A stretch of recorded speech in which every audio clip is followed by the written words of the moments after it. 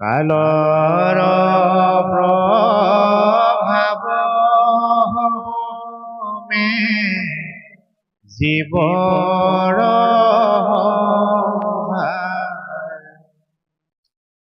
কহো আবে তাকবে শুনা পুনৰবাৰ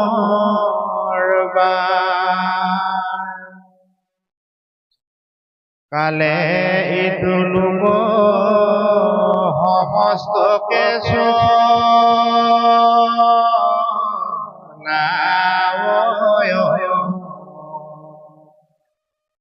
তভু তাৰ বিক্ৰমকে শুনো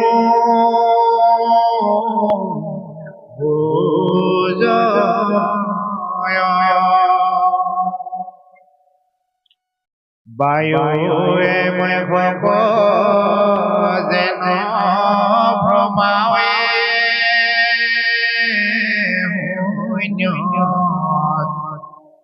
তভু নুবুজয় মেঘে বায়ুৰ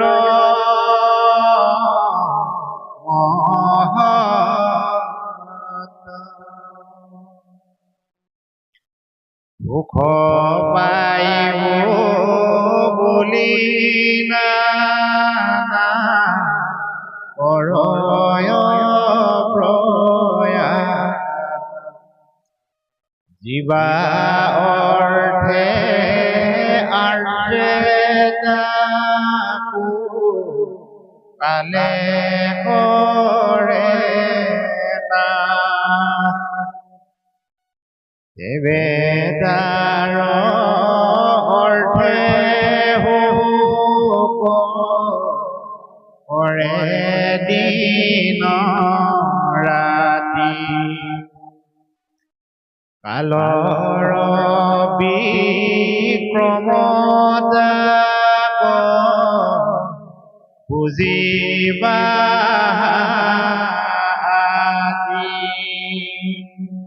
কৃষ্ণ কৃষ্ণ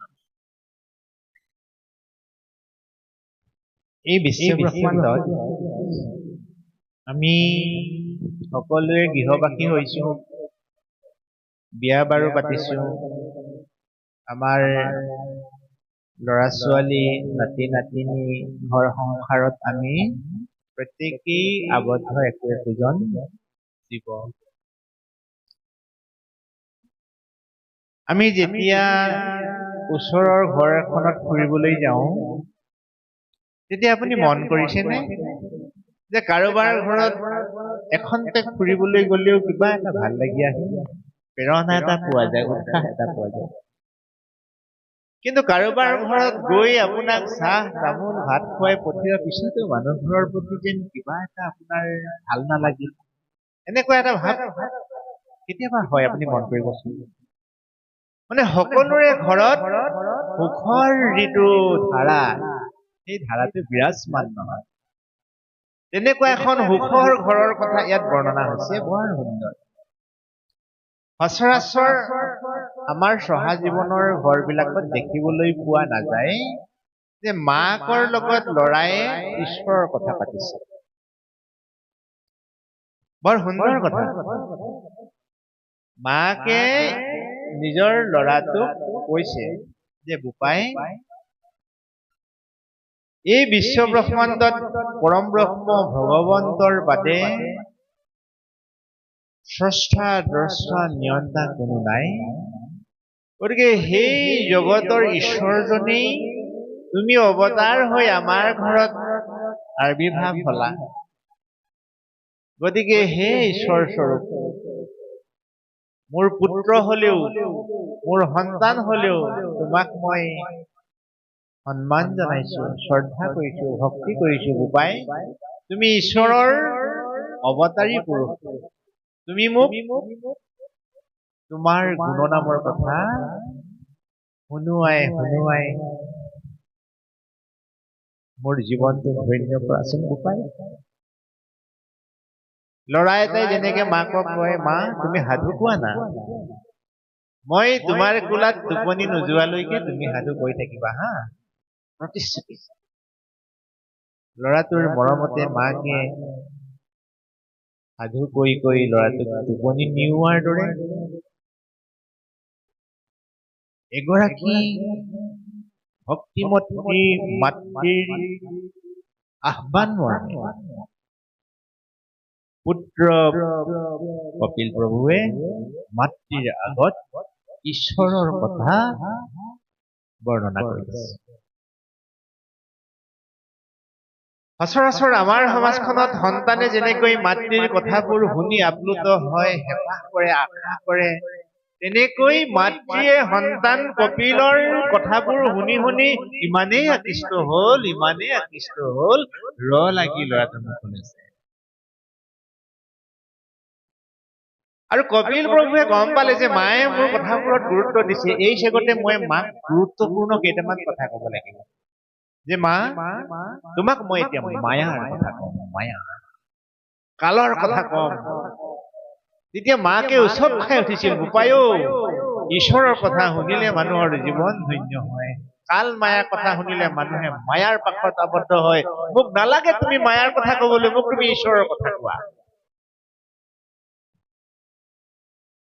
পুত্ৰৰূপী কপিল প্ৰভুৱে কি কৈছিল মাকক জানা মা, তুমি যদি কালৰ মহত্ব কথা নাজানা, মায়াৰ কথা নুবুজা, তেতিয়াহলে তুমি নজনাকৈ কেতিয়াবা সেই কাল গ্ৰাহত সোমাই পৰিবা, যেতিয়া তুমি ওলাই আহিব নোৱাৰিবা।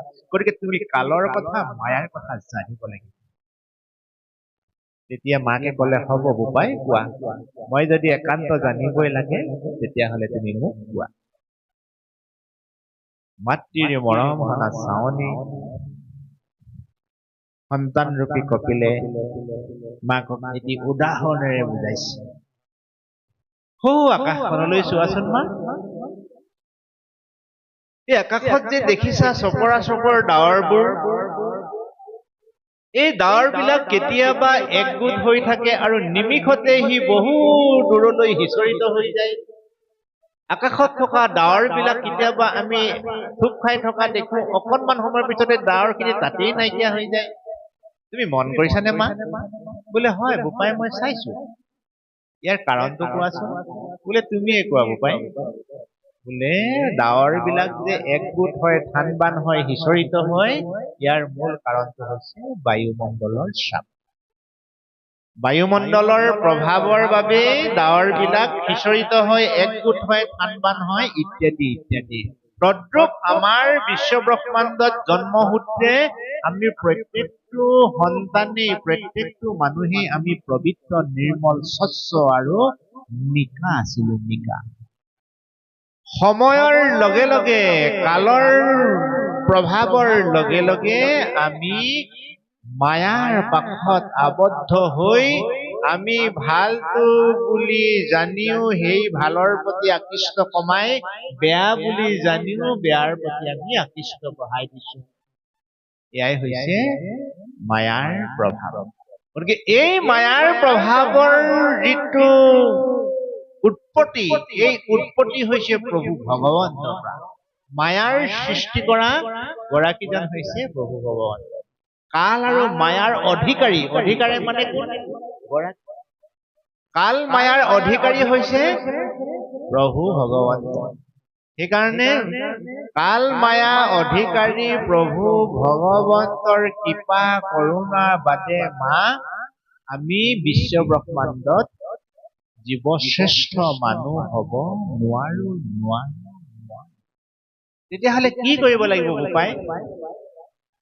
মা, ইয়াৰ উপায় আছে।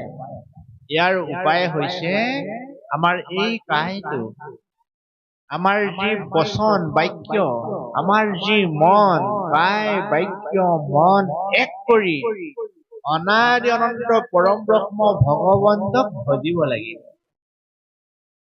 কিন্তু এটা নিয়ম আছে মাতৃ, সেই নিয়মটোকে আমাৰ গুৰু শ্ৰীমন্ত শংকৰদেৱে আমাৰ মাজত এনেকে বৰ্ণনা কৰিলেহি যে 4টা যুগত বিশ্ব ব্ৰহ্মাণ্ডখন স্থিতি হৈ আছে।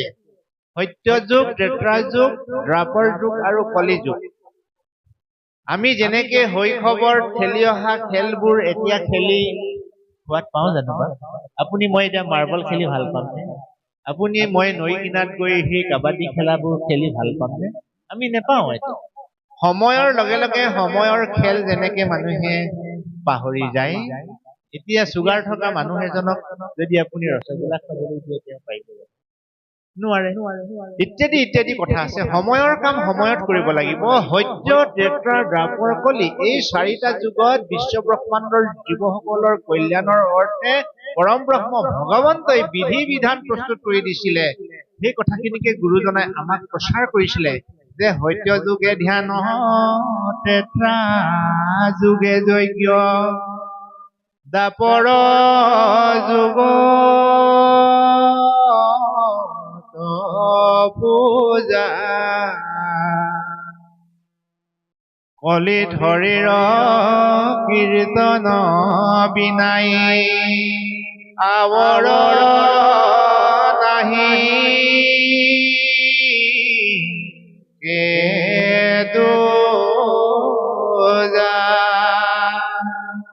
এই ধাৰাটো আমাৰ গুৰু শ্ৰীমন্ত শংকৰদেৱে আমাক দি গৈছে যে কপিল প্ৰভুৱে মাতৃৰ আগত কোৱা কথাখিনি যে মাও যে নীল আকাশৰ বুকুত থকা ডাৱৰবোৰ যেনেকৈ বায়ুমণ্ডলে সিঁচৰিত কৰে জন্মসূত্ৰে আমি সংসাৰলৈ জীৱশ্ৰেষ্ঠ মানুহ হিচাপে জীৱন লাভ কৰা আমাৰ সকলোৰে মনবোৰ মায়াৰ প্ৰভাৱত কিছুমান মানুহ খেলি মেলি হয় দুৰ্ভিক্ষ যে হয় আমাৰ অভাৱ যে হয় আমি যে দুষ্ট চুৰ প্ৰবৃত্তি হয় অসৎ কৰ্মৰ প্ৰতি মানুহৰ আসক্তি হয় মায়াৰ প্ৰভাৱৰ বাবে গতিকে এই সংসাৰত আমি যদি সুখময় মধুময় জ্যোতিময় জীৱন কৰিব খোজো তেতিয়াহ'লে আমি স্ৰষ্টা দ্ৰষ্টা নিয়ন্তা অৰ্থাৎ কাল মায়াৰ অধিকাৰী পৰম ব্ৰহ্ম ভগৱন্তক ভজনা কৰিব লাগিব লাগিব লাগিব এইটো চিৰসত্য তাৰ বাদে কিন্তু আমি সংসাৰত কেতিয়াও কৃতাৰ্থ হ'ব নোৱাৰো আমি পিছৰ অংশলৈ আকৌ আগবাঢ়িছো এৰাম গৃহ ক্ষেত্ৰ পুত্ৰ মিত্ৰ দেহ আদি যত ইটো হবে মিছা পৰমাৰ্থ বিচাৰত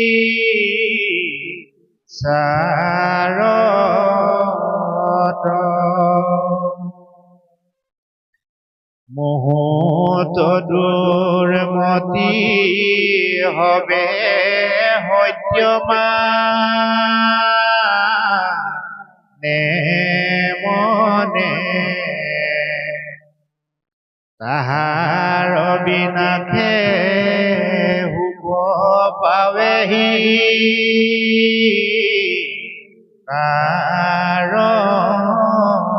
কাৰণে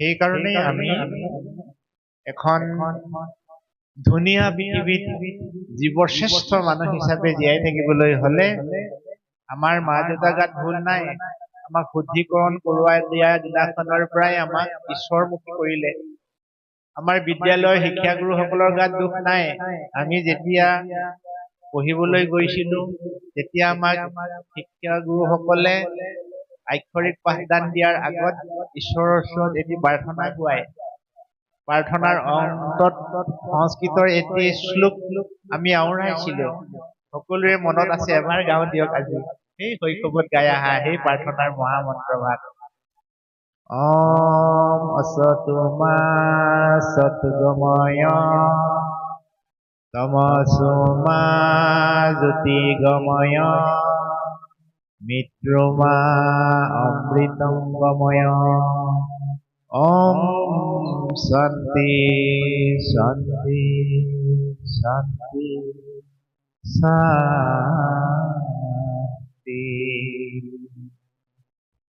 কিমান সুন্দৰ প্ৰাৰ্থনা আৰু লগে লগে আমি শ্ৰেণী কোঠাত সোমাই কিতাপ পঢ়ো ন কিন্তু আমি বুজিবলৈ চেষ্টা কৰা নাছিলো আমি কি গালো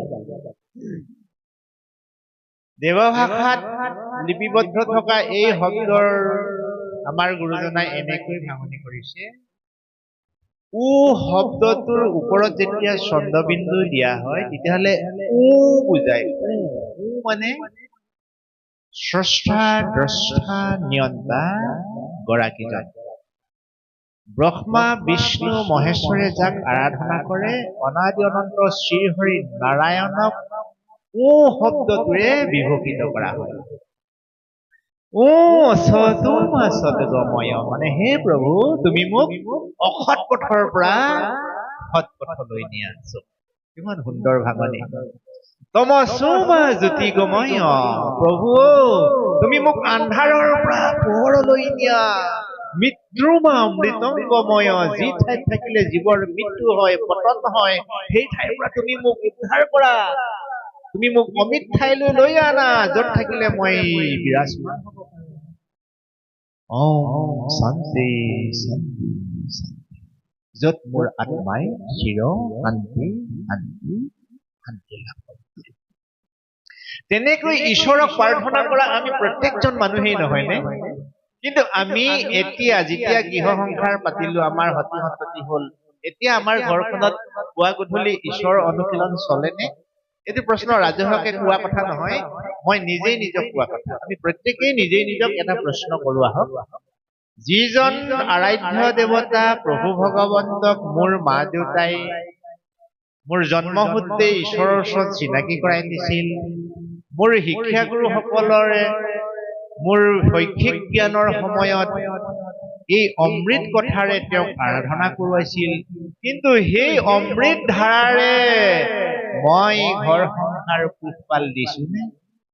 মোৰ সতি সন্ততিক লালন পালন কৰাত মই সেই ঈশ্বৰৰ গুণনাম প্ৰয়োগ কৰিছোনে? যদি মই কৰিছো তেতিয়াহ'লে মই জীৱন ধন্য কৰিব পাৰিম, আৰু যদি মই কৰা নাই তেতিয়া মোৰ অৱস্থা কি হব, এই কথাখিনি ইয়াত বৰ্ণনা হৈছে। হে ৰাম ঘোৰ সংসাৰত যেই যেই জোনি যায়, নাহি বিৰকতি তৈতে তৈতে সুখ পায়।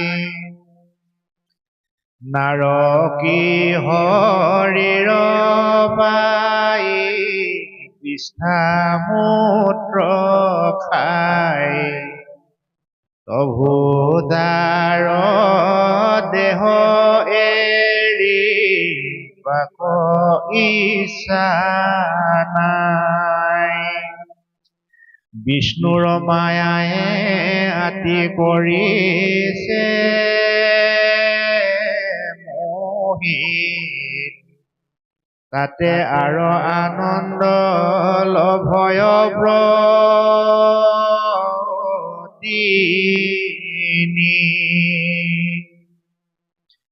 কুটুম্বত মনে আতি কৰি আপকতি,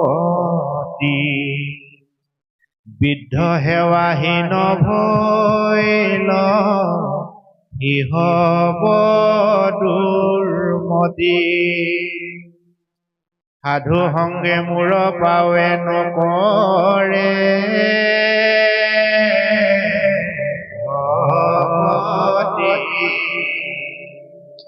এ মন সংসাৰে ভ্ৰমে লভিয়া দুৰ্গতি। যেবে ভাৰ্যা পুত্ৰ ভিত ভৈল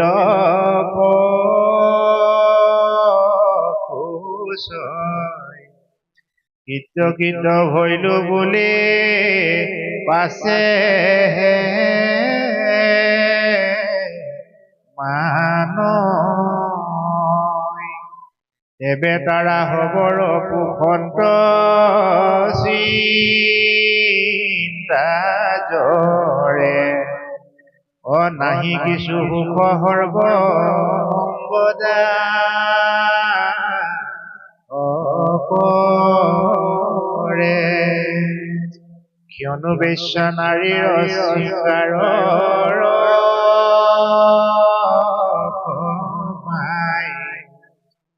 ফুলে আৰু আতপৰে কিছু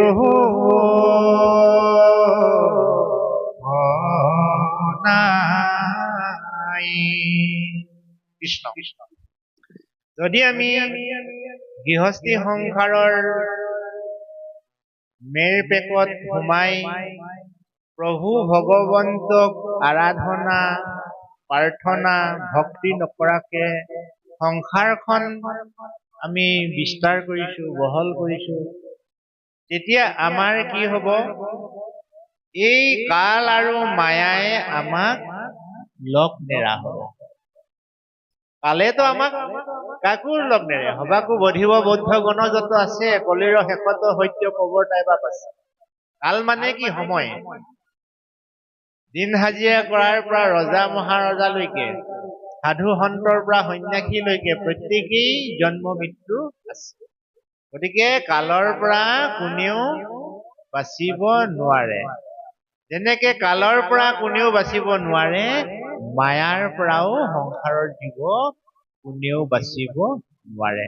কিন্তু মায়াৰ পৰা নিস্তাৰ পোৱা এটা পথ প্ৰভু ভগৱন্তই সংসাৰৰ জীৱসকলক দিবৰ কাৰণে মহাপুৰুষ গুৰু ৰূপে সংসাৰলৈ আহে।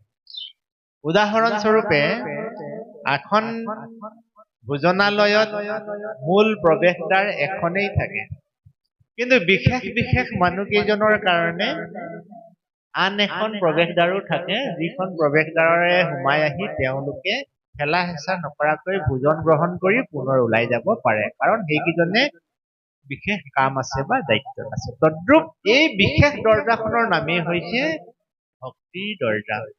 আৰু এই দুৱাৰখন মহাপুৰুষ গুৰু শ্ৰীমন্ত শংকৰদেৱে খুলি সমগ্ৰ মানৱ জাতিকেই মাতিছে, হেৰৌ মানৱ জাতি, তুমি এইফালে আহা, এইফালে আহা, এইফালে আহা। কিন্তু গুৰুজনাই হাত বাউল দি মাতি আছে, ধৰ্মগ্ৰন্থই ৰিঙিয়াই মাতি আছে।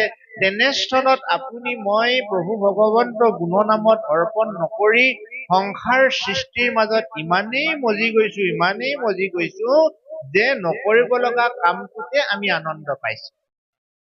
বৰ ডাঙৰ এটা উদাহৰণ দিলে, এগৰাকী সতী তিৰোতাৰ লগত ঘৰ সংসাৰ কৰা এজন পুৰুষে তেওঁৰ অসৎ স্বভাৱৰ বাবে তেওঁ অসতী তিৰোতাৰ লগত সং কৰিহে হেনো সোৱাদ পায়, আনন্দ পায়। এতিয়া মন কৰকচোন, ইমান সোণ হীৰা মাণিক মুকুতাকন এৰি এলুমিনিয়াম বজাৰৰ কেমিকেল গ্ৰহণ কৰা জন দুৰ্ভগীয়া নে সুভগীয়া? মই তেনেকুৱা ব্যক্তি নেকি বাৰু? মই যদি তেনেকুৱা ব্যক্তি কেনেবাকৈ হৈছো, মোৰ ল'ৰা ছোৱালী কেনেবাকৈ তেনেকুৱা পথেৰে গতি কৰিছে নেকি? সাধুৰ সন্তান যদি দুষ্টমতী হয়, পিতৃ মাতৃৰ মনে একো সুখ নাথাকৈ, আমি যে কবিতাবোৰ পঢ়িছো আগতে, মই সাধু হলেই হবনে বাৰু? মই গুণী জ্ঞানী হলেই হবনে? মোৰ ল'ৰা ছোৱালী যদি দুষ্টমতী হয়, মোৰ ল'ৰা ছোৱালী পু বোৱাৰী যদি অসৎ প্ৰবৃত্তি হয়, গতিকে মই নিজেও ভালে থাকিব লাগিব, মোৰ সতি সন্ততি আত্মীয় স্বজনকো ভালে ৰাখিবলৈ হলে এটাই মাত্ৰ উপায় আছে, ভগৱন্তৰ গুণনামত আশ্ৰয় লোৱা আৰু সাধু সংগৰ সান্নিধ্য লোৱা। তাকে যদি নকৰো, এই সংসাৰখনত নলব লগা বস্তুটোকে মোক লাগে লাগে ভাৱটো উদয় হব, যাক কোৱা হয় মায়া। আৰু এই মায়াৰ সম্বৰণৰ কাৰণে আমাৰ গুৰু শ্ৰীমন্ত শংকৰদেৱৰ প্ৰপন্ন শিষ্য শ্ৰী শ্ৰী মাধৱদেৱে বৰ ধুনীয়া এটি বিধান দিছিলে। সকলোৱে হাতযোৰ কৰি সেই বিধানটো এবাৰ স্মৰণ কৰো। তোমাৰ মায়াৰে মন মোহিয়াছে, হৰি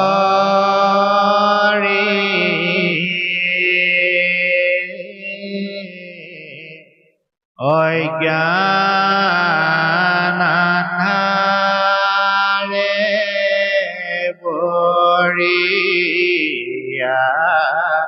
পাৰ নাপাওঁ ৰাম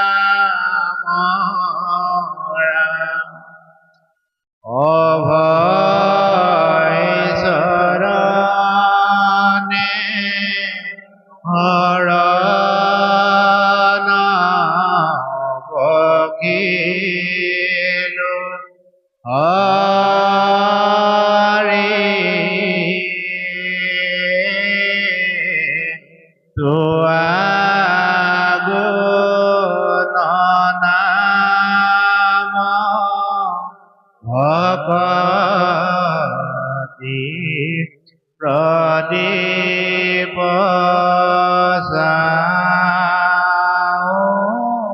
राम राम तुआगो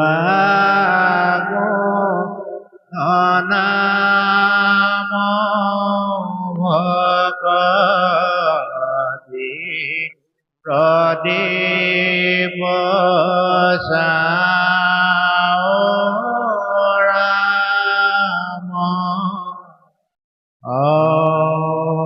हरे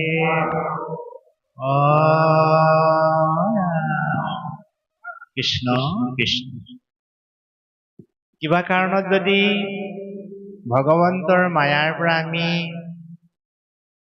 মুকলি হ'ব নোৱাৰো আমি বাৰে বাৰে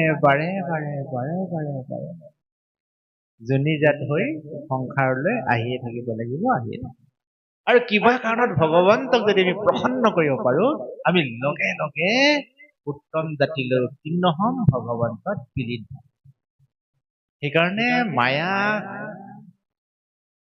বশৱতী হয় আমি সত্যৰ পৰা কেতিয়াও বিচলিত হ'ব নালাগে এখন হাতে মায়া আৱৰণ কৰি এখন হাতে এনেকে কৰি ভগৱানক কৈছিলে যে হে কৃষ্ণ তুমি আমাৰ বস্ত্ৰ ঘূৰাই দিয়া আমাৰ লজ্জা নিবাৰণ কৰিবৰ কাৰণে তুমি আমাৰ বস্ত্ৰ দিয়া তুমি আমাৰ বস্ত্ৰ কিয় লৈ গলা এই বুলি গোপীসকলে শিশু কৃষ্ণক বৃন্দাবনত হাতেৰে দিয়া নাছিলে জানো তেতিয়া গোপীসকলে যেনেকে এখন হাতেৰে এনেকে আবাহন কৰিছিল তেতিয়া ভগৱন্তই বস্ত্ৰ দিছিল নে নাই দিয়া কৃষ্ণই কৈছে হে গোপীসকল মই তোমালোকক বস্ত্ৰ দিম কিন্তু দুখন হাতেৰে মোক খোজাছিল তেতিয়া দুখন হাতেৰে কেনেকে খোজে উপায়ন্তৰ হৈ পৰম ব্ৰহ্ম ভগৱন্তৰ কথা মতে তেওঁলোকে আজ্ঞাবাহী হৈ দুখন হাতেৰে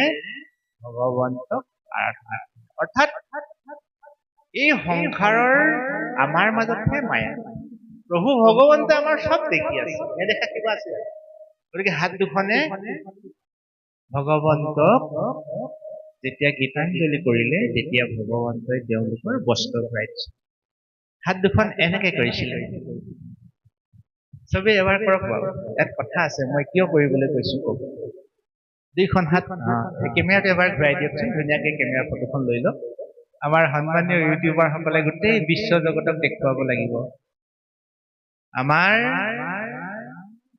গোপীসকলে প্ৰভু ভগৱন্তক বস্ত্ৰ খোজোতে এখন হাতে খোজোতে ভগৱন্তই বস্ত্ৰ দিয়া নাছিল এনেকে আমাৰ বাপ বান্ধৱে যেনেকে কৰিছে এনেকে দুখন হাতেৰে যেতিয়া ভগৱন্তক প্ৰণিপাত জনালে ভগৱন্তই বস্ত্ৰ দিলে এতিয়া আমি সকলোৱে ঈশ্বৰৰ ওচৰত এটি হৰিধ্বনিৰে বস্ত্ৰ খোজো দেই হৰি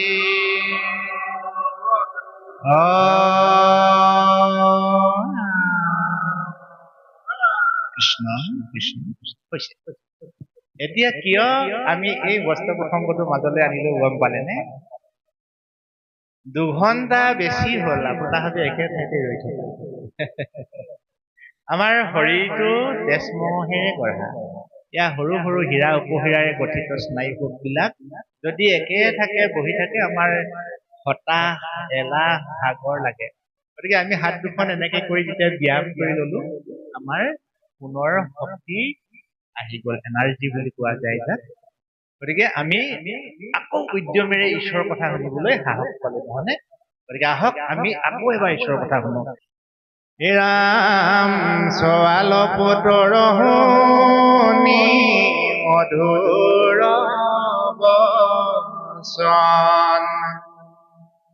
দুখ গৃহে সুখে মানি থাকে সৰ্বক্ষণ যাহাক পুখিলে আতি অধুগতি যায় তাখম্বাক পুখে আতি কৰিয়া ন্যায় যেবে দেখে আপোনাৰ অৰ্থ ভৈল ক্ষয় পৰৰ ধনক দেবে মনত বাঞ্ছয় এহি মতে যুবা কাল বিফলে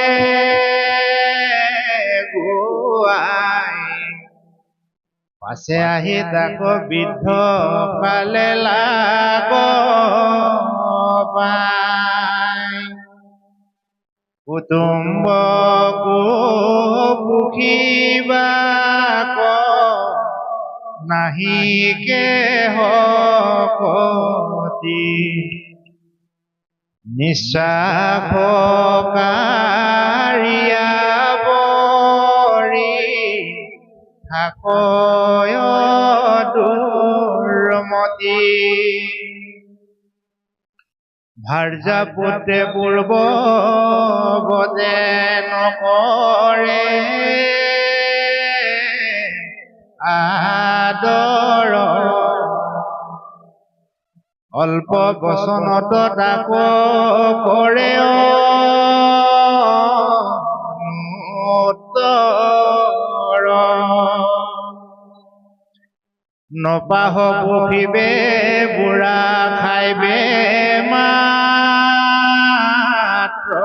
চাহ এভো কি কাৰণে বুঢ়া মৰিয়া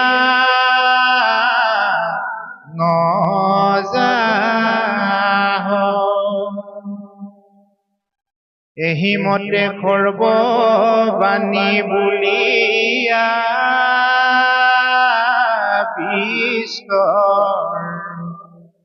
অন্নমুঠি দিয়া বোলে বুঢ়া মৰ্ম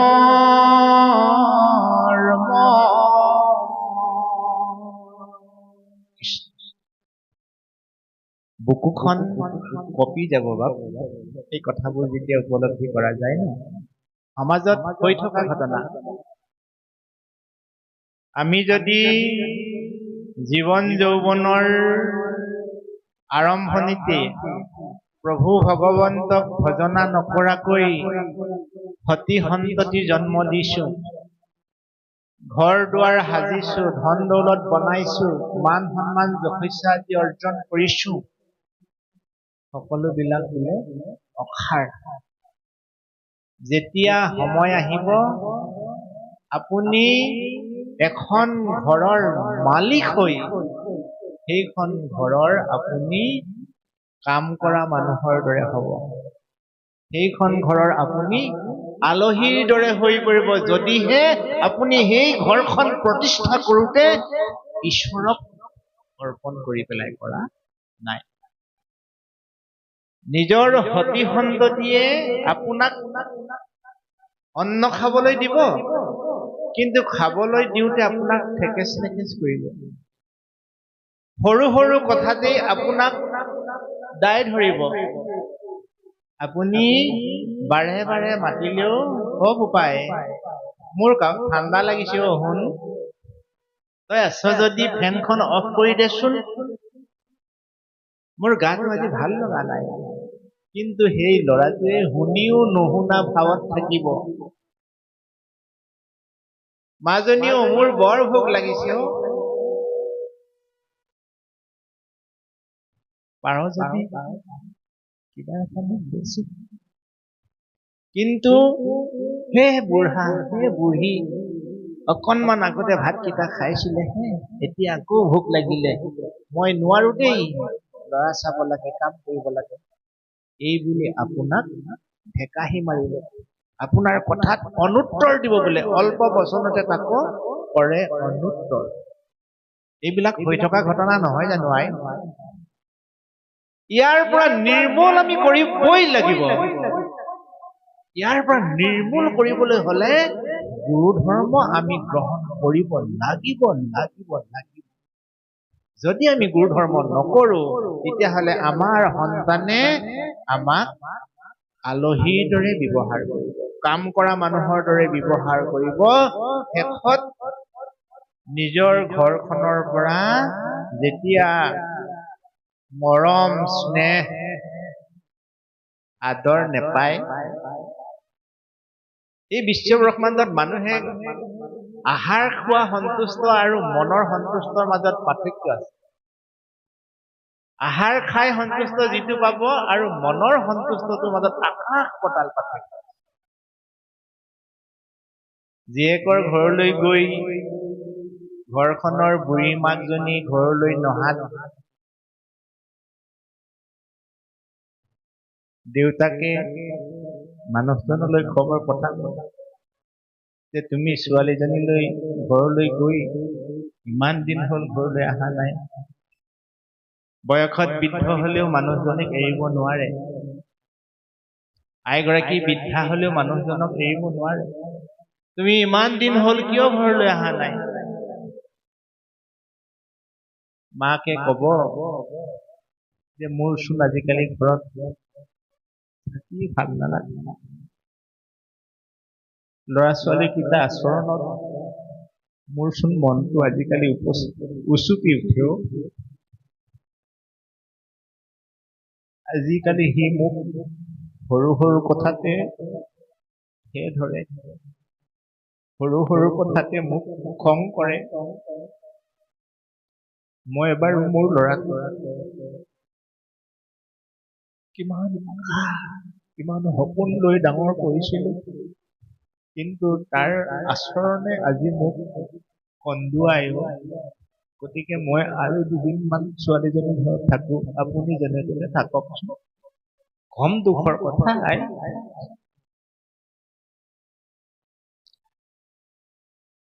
যিগৰাকী মাতৃয়ে সন্তানক বুকুত লৈ ডাঙৰ দীঘল কৰি সপোন ৰচিছিল, সেই মাতৃ আজি সন্তানে সপোন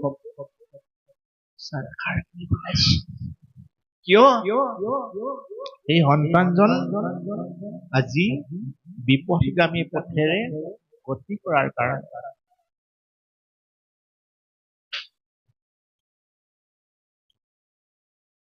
মাক দেউতাকে ৰাস অট্টালিকাত থাকিও টোপনি নাহে, কাঁহৰ কাঁহীত ভাত খাইও পেট নভৰে, দামী কম্বল লৈও ঠাণ্ডা নপলাই। আই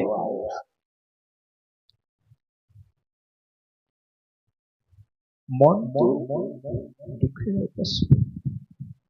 এই দৰ্শনটো ঈশ্বৰে দেখিলে যে মই সৃষ্টি কৰা সংসাৰৰ মানুহবিলাকৰ কিয় এই অৱস্থা হবলৈ পাইছে। প্ৰভু ভগৱন্তই বৈকুণ্ঠৰ প্ৰতি ঈশ্বৰে ভাবিছে যে জীৱ শ্ৰেষ্ঠ হিচাপে পৰিচিত হোৱা মই সৃষ্টি কৰা এই মনুষ্যসকলৰ কিয় এই অৱস্থা হবলৈ পাইছে, গতিকে মই নিজেই যাব লাগিব। এই বুলি প্ৰভু ভগৱন্তই আহি আমাৰ মাজত তেওঁৰ গুণনাম প্ৰচাৰ কৰিছে আৰু কৈছে যে এই সংসাৰৰ জীৱসকল ভক্তিৰ বাদে এই দুখময় সংসাৰৰ পৰা কোনো মনুষ্যই মুক্তি পাঠ উলিয়াব নোৱাৰে। আনৰ যত হবে মিছা ভক্তিৰ অভাৱে। গতিকে ভক্তিত আওজনি লোৱা বন্ধু।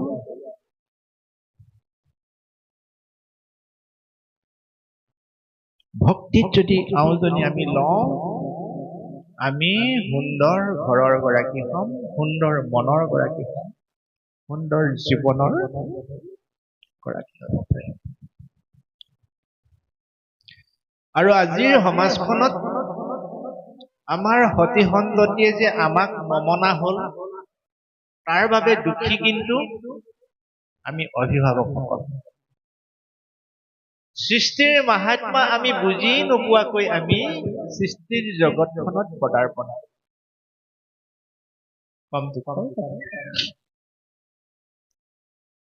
মই যি ভুল কৰিলো, মোৰ ল'ৰাটোৱে যাতে সেই ভুল নকৰক, মোৰ ছোৱালীজনীয়ে যাতে সেই ভুল নকৰক। এই বিশ্ব ব্ৰহ্মাণ্ডত জগতৰ ঈশ্বৰৰ কোন মানুহে দেখি পাইছে কোনো মানুহে দেখা নাই কিন্তু সেই জগতৰ ঈশ্বৰ ঘৰতে আছে পিতৃ মাতৃ ৰূপে জীয়াই থকা অৱস্থাত পিতৃ মাতৃক অকণমান ভৰণ পোষণ দিয়াত মই যদি কৃপণালি কৰোঁ মই কিন্তু বৰ দুৰ্ভগীয়া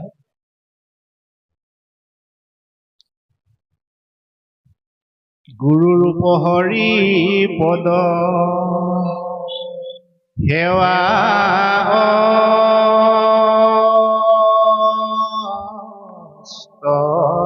ধৰি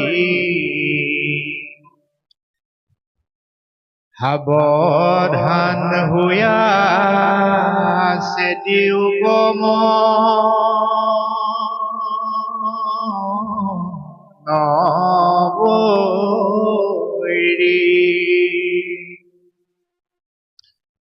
গুৰু পদ সেৱা বিনে যতে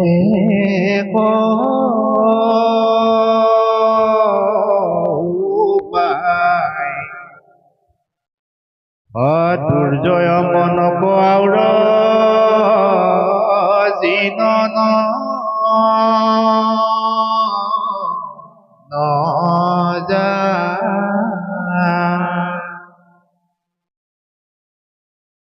হে সংসাৰৰ জীৱ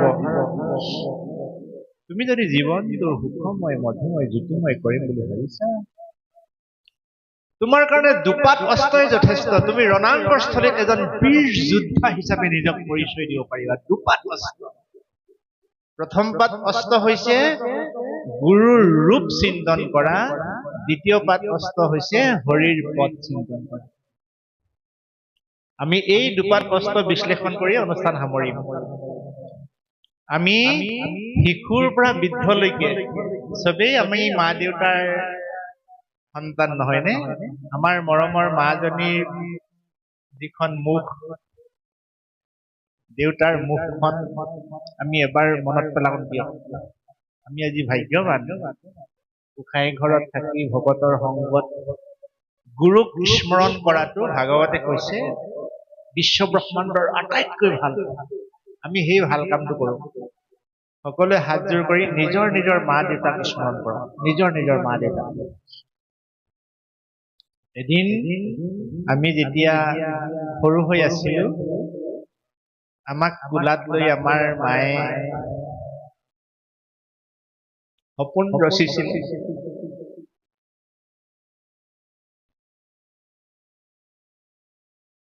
বৰ সুন্দৰকৈ আনন্দ চন্দ্ৰ আগৰৱালাই এটি কবিতা লিখিছিল মৰমৰ আই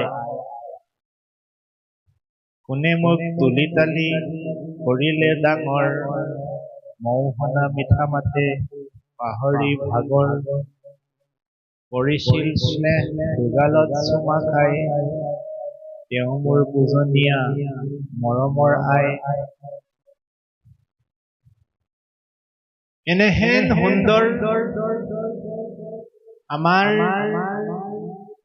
কবিতা ভাৱনা সপোন দেখা সেই মাতৃগৰাকীয়ে আমাক লৈ যি সপোন ৰচিছিল যি আশা কৰিছিল সেই আশা আৰু সপোনক আমি যাতে বাস্তৱায়িত কৰিব পাৰোঁ মা তুমি য'তেই আছে আমাৰ কাৰোবাৰ যদি মাতৃ সংসাৰৰ পৰা গৈছে তেওঁক যাতে ঈশ্বৰে কোনোবা মাতৃ যদি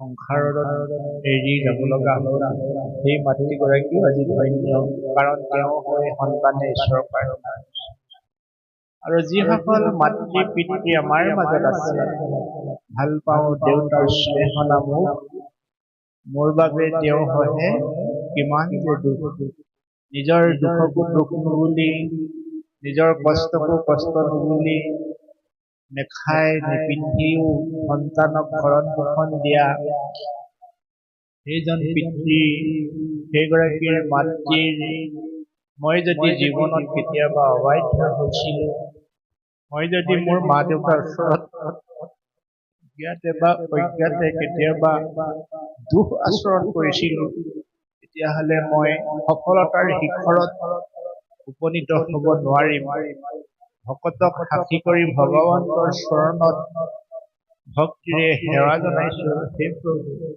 জ্ঞাতে বা অজ্ঞাতে গুৰুসকলৰ ওচৰত যদি মই কেনেবাকৈ দুখ কৰিছিলো, সেই দুখ তুমি মোক মাৰ্জনা কৰি তোমাৰ একান্ত ভকতৰ সান্নিধ্যৰে তোমাৰ গুণ গৰিমাৰে বিশ্ব জগতত শান্তি প্ৰতিষ্ঠা কৰিব পৰাকৈ মোক তুমি শক্তি দিয়া, শক্তি দিয়া, শক্তি দিয়া।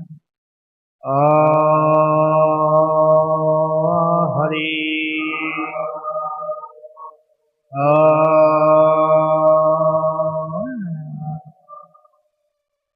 কৃষ্ণ ৮০ বছৰলৈ বোলে আই, তাৰ সমান ভাগ্য নাই।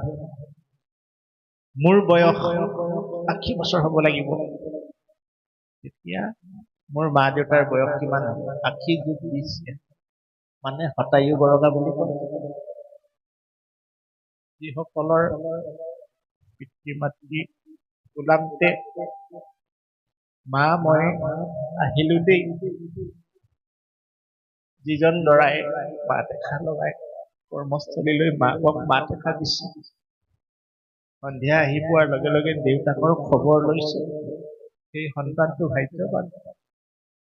মাক দেউতাকে হিয়া উজাৰি সেই সন্তানক আশীৰ্বাদ দিব, আৰু পিতৃ মাতৃৰ আশীৰ্বাদ যি সন্তানৰ শিৰত থাকে, সেই সন্তানে আজি নহয় দুদিনৰ পিছত হ'লেও সফলতাৰ শিখৰত উত্তীৰ্ণ হ'ব পাৰিব।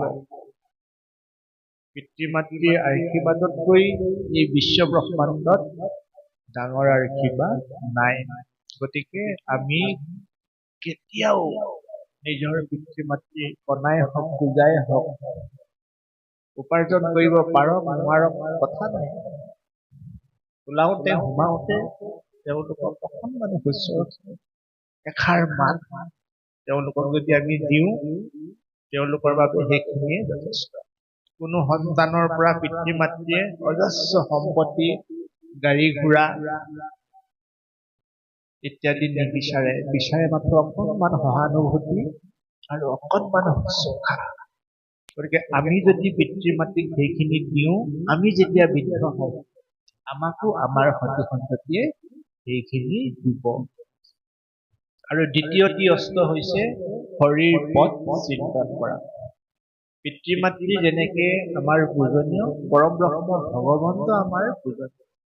ভগৱন্তক ভজনা কৰিবৰ কাৰণে এই বিশ্ব ব্ৰহ্মাণ্ডত তিনিটা ধাৰা আছে। এটা হৈছে মৃন্ময়, চিন্ময় আৰু বাংময়।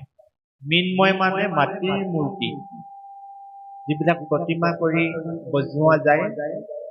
চিন্ময় মানে ফটো বা আৰ্ট ছবিবিলাক, আৰু বাংময় হৈছে এয়া সন্মুখত ভাগৱত। পৰম ব্ৰহ্ম ভগৱন্তই সংসাৰত মনুষ্য কাইলৈ কৃষ্ণৰূপে যেতিয়া অৱতাৰ হৈছিল, তেতিয়া তেওঁ সেই অৱতাৰ সম্বৰণ কৰি যেতিয়া বৈকুণ্ঠ ধামলৈ যাব ওলালে, তেতিয়া সখা উদ্ধৱক কৈছিল যে হে ভক্ত, মোৰ অনুপস্থিতিত তুমি মোৰ সমগ্ৰ সত্তা বাংময় মূৰ্তিত পাবা, মৃন্ময় আৰু চিন্ময়ত পাবা বুলি কৃষ্ণই নাই কোৱা, ভাগৱতত ক'তো উল্লেখ নাই। গতিকে মৃন্ময় চিন্ময় আপোনাৰ মোৰ আৰাধ্য নহয়। আমাৰ আৰাধ্য কোন ঠাই? বাংময়, অৰ্থাৎ গুণনাম।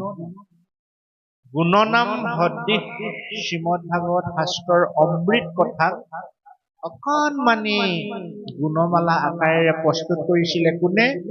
গুৰু শ্ৰীমন্ত শংকৰদেৱে। কি লিখা আছে? ৰাম নিৰঞ্জন পাতক ভঞ্জন,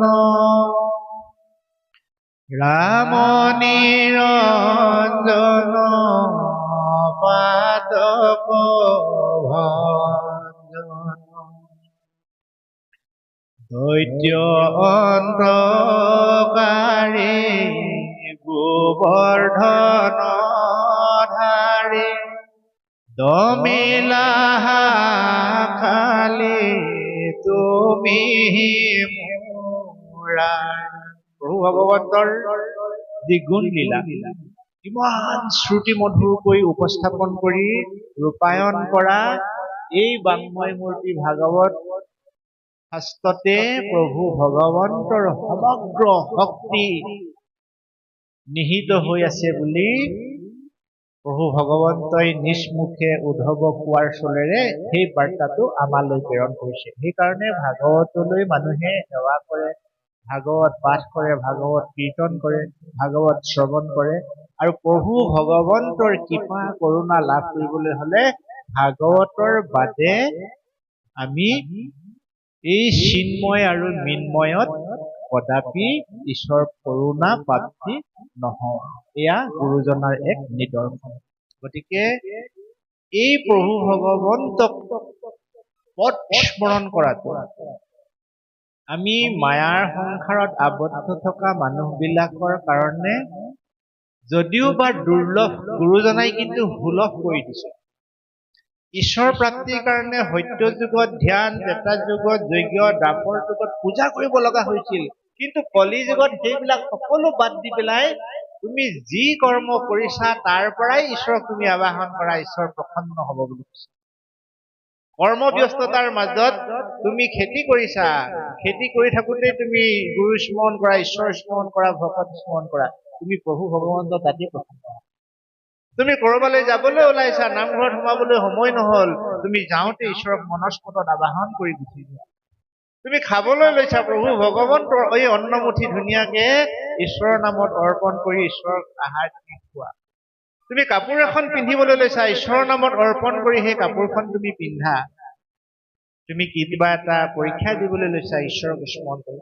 মানে সৰ্বতো ক্ষণতে পৰম ব্ৰহ্ম ভগৱন্তক স্মৰণ কৰি যি মনুষ্যই কৰ্ম কৰে, সেই মনুষ্যই অসৎ অন্যায় অনীতিৰ পৰা বহু যোজন আঁতৰত থাকে, যি ঠাইত মানে সেইবিলাকৰ প্ৰভাৱ নপৰে। আৰু তেতিয়া মানুহজন নিৰ্মল হয়, স্বচ্ছ হয়, সাম্যবাদী হয়, সমাজবাদী হয়, পৰোপকাৰী হয়। সবা আৰু হিয়াতে আছো মই হৰি, সবাকো মানিবা বিষ্ণু বুদ্ধি কৰি, এই ভাৱটো তেতিয়া সেই মানুহজনৰ মনতহে উদয় হয়।